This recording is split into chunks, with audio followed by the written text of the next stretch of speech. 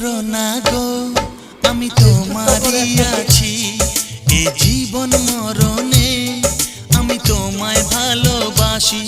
আমি তোমার ছায়া হয়ে রব তোমার পাশাপাশি।